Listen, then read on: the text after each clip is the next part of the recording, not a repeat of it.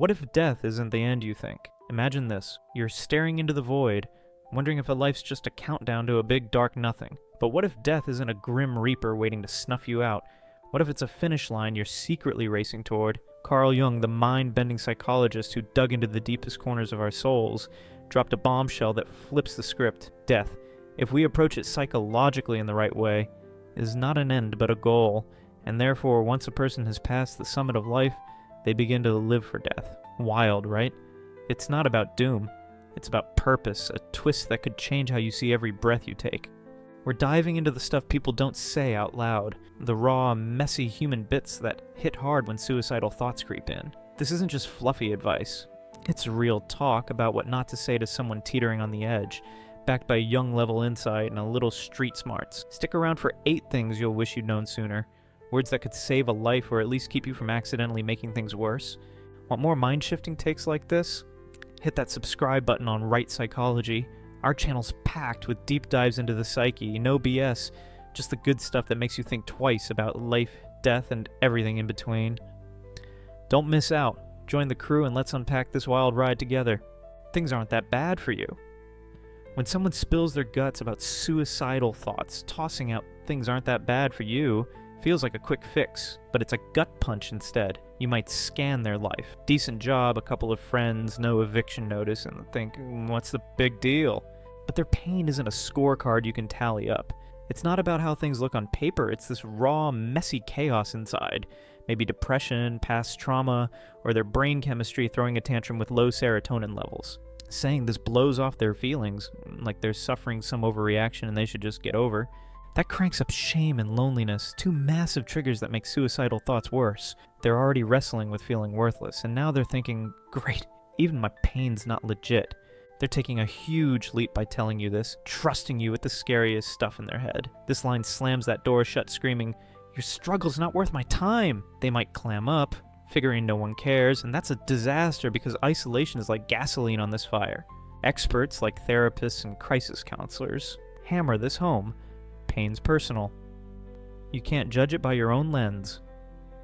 What seems not that bad to you could be their absolute rock bottom. Maybe they're reliving a childhood nightmare or fighting a quiet battle you'll never see. It also feels like you're dodging the hard stuff.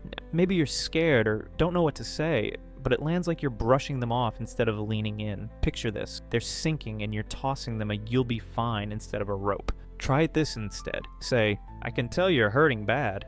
Want to talk it out? Or what you're going through matters to me. It shows you're not bailing, you're there. If you're lost on next steps, float the idea of a pro, like, hey, maybe a counselor could help if you're up for it. No pressure, just options. The goal is letting them know that they're not invisible. Their pain's real, and you're not here to play it down. You're here to listen, maybe even cry with them if it gets that heavy. Support's about meeting them where they're at, not pretending it's no big deal. Just think about the good stuff, telling someone with suicidal thoughts. Just think about the good stuff sounds upbeat, but it's a total whiff. This isn't a funky mood you can flip with a happy playlist. Their head's a war zone. Maybe depression's got their brain short on serotonin or dopamine, so even the good stuff feels like static on a busted TV. You're basically saying, cheer up, it's easy, which lands like a blame bomb. If you can't, you're not trying hard enough. That guilt and helplessness, it's already chewing them up and now it's worse. They're thinking, I'm such a failure, I can't even fake a smile. It's deeper than missing the bright side. They could have a solid crew, a cute dog, a paycheck, but still feel this black hole swallowing them whole. Your advice skips that truth and builds a wall. They hear, why can't you be like everyone else? And might pull away, convinced no one gets it. Loneliness is a killer here. It's what keeps the spiral spinning. Imagine they've got a kid who's acing school. Great, right? But if they're numb to it and telling them to focus there just rubs salt in the wound. This line also dumbs down what they're facing. Suicidal thoughts aren't a rainy day. They're a Category 5 hurricane in their mind. Picture a guy who's been up all night, staring at the wall, replaying every mistake he's ever made. Think happy isn't touching that. Try asking, what's hitting you the hardest right now? Or saying, I'm here, let's talk it through. It's chill, no fake fixes, just an open ear. If they're game, nudge them toward a therapist or a hotline, something like, maybe someone trained could sort this with you. People throw this out because they want to help but feel stuck. Totally get it, you're not a shrink. Just don't kid yourself. Their pain's a beast, and no pep talk's slaying it. Hang in there, listen like their life depends on it. because it might. You're not fixing them. You're showing them they're not alone in the storm. That's gold. You're selfish. Think about others. Calling someone selfish when they're suicidal is a brutal misstep. They're likely already drowning in guilt, beating themselves up, thinking they're a drag on everyone. Mom, best friend, even the barista who knows their order. Tons of folks in this spot to believe ditching out would lighten the load for others, not ruin their day.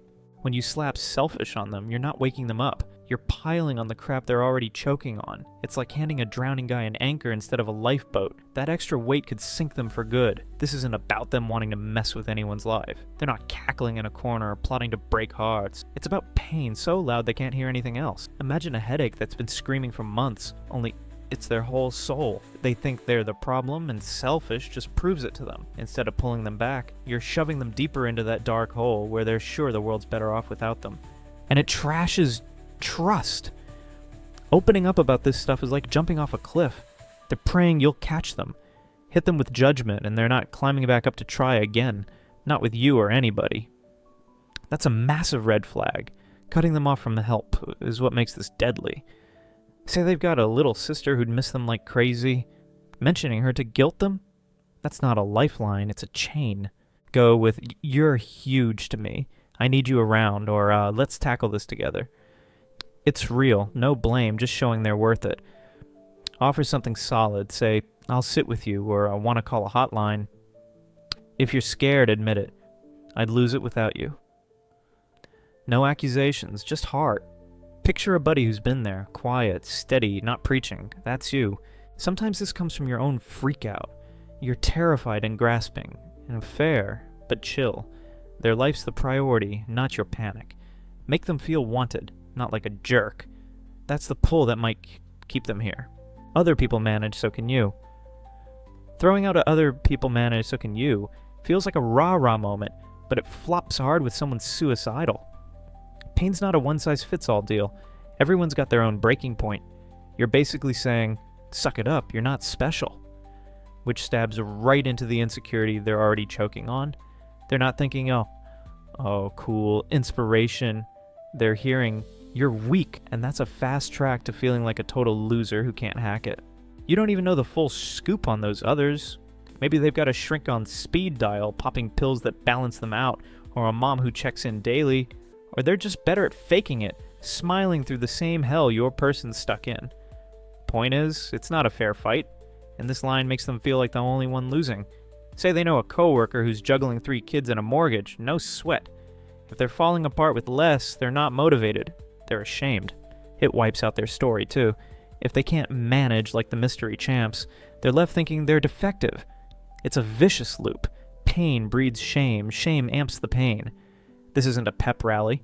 They're not failing at hustle. They're fighting to breathe. Picture a single mom who's barely slept in the weeks, haunted by stuff she can't shake.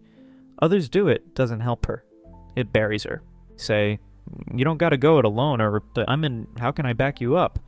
It's chill, no scoreboard, just teamwork. Maybe toss out, ever thought about a counselor? No rush. You're validating their mess, not benchmarking it. People use this line to spark hope, but it is a dud. They don't see a role model, they see a mirror of their own flops. Stick with them, let them know they're enough as is. Wait, what's coming next? You've heard 4 ways. Words can mess someone up. But what about the ones that could push them right over the edge? Stick around, because the next 4 are sneakier, trickier, and hit harder than you'd ever guess. One wrong move could be the tipping point. Ready to find out what not to say when it counts most? It'll pass. Saying it'll pass might hold water eventually, but it's garbage when someone's suicidal. They're trapped in the right now, where pain's a brick wall they can't see past. Their clock's stuck. Every minute's an eternity, and better days sound like a fairy tale they won't live to see. It's like telling a guy with a broken leg, you'll walk again, while he's still bleeding out. No bandage, no help, just hot air. They need a way to survive this second, not a fortune teller. It feels like you're bailing too. Hang tight, it'll sort itself. Sounds like you're too busy to dive in. They might figure you're over it, which leaves them more alone. And alone is where this gets lethal. Imagine they've been pacing all night, head screaming, no off switch. It'll pass, doesn't touch that. It's a shrug when they need a grip. Time's warped in their world. Suicidal thoughts don't play by normal rules. Yesterday's a blur, tomorrow's a myth. They're not picturing next week's BBQ. They're wondering if they'll make it to dawn. And this line's got no meat, no how, no when, just fluff. Say they lost a job and can't shake the failure.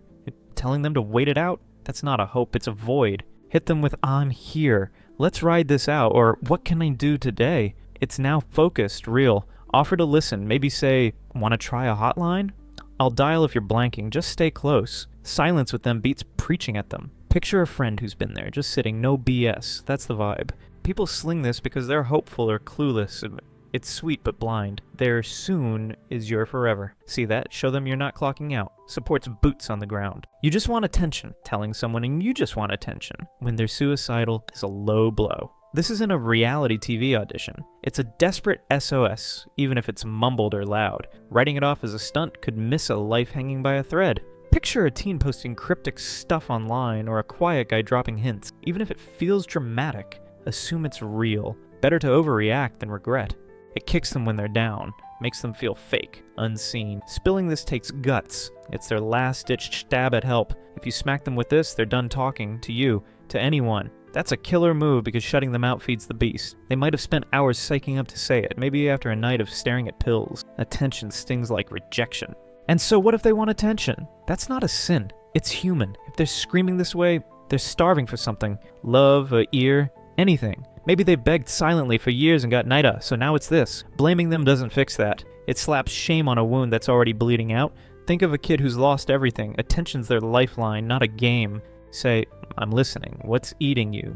Or "You're not solo. I've got you." It's warm. Keeps them in it. Offer real stuff. Sit with them. Suggest a pro, like, "Hey, a counselor might get this." Even if it's a cry for notice, roll with it. You're not a cop busting a con. Picture a pal who's been there, just there, no eye rolls. This line pops out when you're ticked or spooked. It gets heavy to hear. Fine, but their hurt's not a ploy, even if it's loud. Stay steady. Show they're worth the time. Why are you even thinking that? Asking why are you even thinking that seems curious, but it cuts deep. Suicidal thoughts aren't a hobby. They crash in like a wrecking ball. They're not picking them out like a Netflix queue. It's a sign of something brutal. Depression, PTSD, a brain that won't quit. You're hinting they could shut it off if they tried, which dumps guilt and despair on them. Their audience already thinking, "I'm a freak for this." And now it's confirmed. Great. More ammo to hate themselves. It's a jab, too. They're laying out their darkest junk and you're tossing back, "What's your deal?" It kills the convo. They won't unpack the why, and you're left clueless on how to help.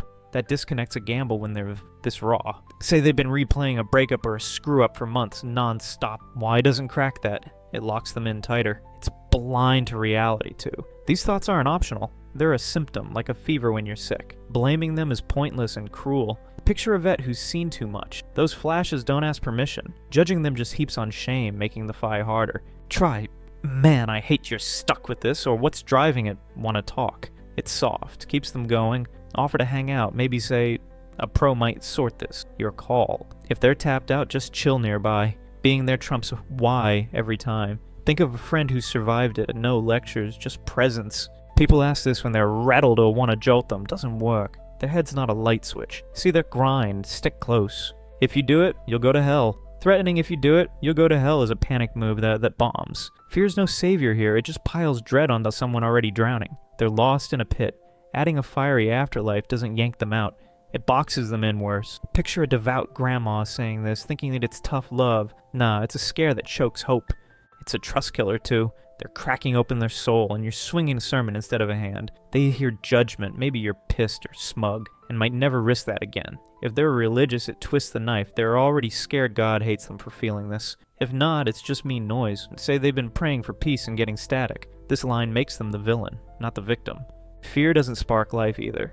They need a reason to stay, not a ghost story to dodge. Hell doesn't zap their pain. It's a new monster to wrestle. Think of a guy who's lost his kid planning his exit. This threat? It's not a hug, it's a shove.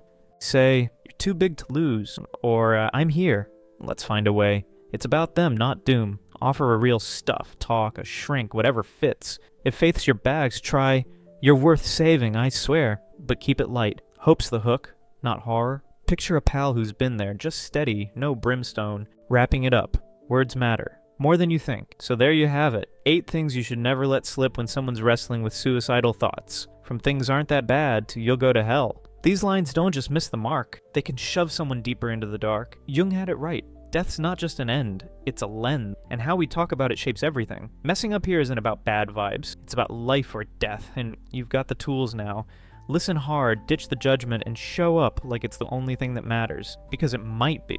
Love this deep dive into the messy, real stuff? There's more where that came from on Right Psychology. Hit subscribe and tap that bell. Don't miss the next drop that could flip how you see the world. Stay in the loop, no pressure, just good raw insight waiting for you.